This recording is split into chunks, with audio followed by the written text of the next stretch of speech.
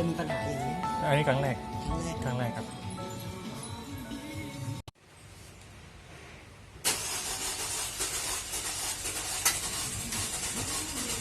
มันจะเป็นอย่างนี้เลยใช่ไหม ใช่ครับ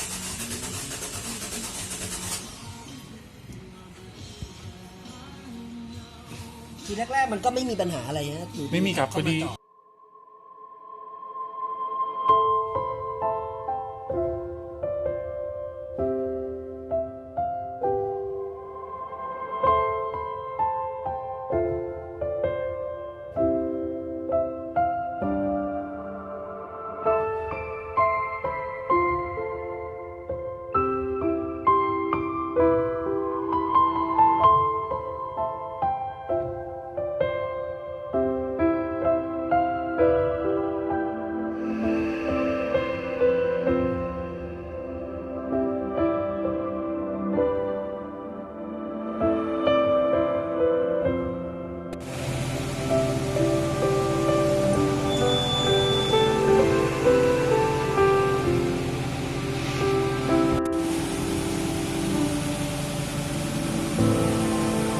Kaya lang mag-isabi ko, grabe yung ano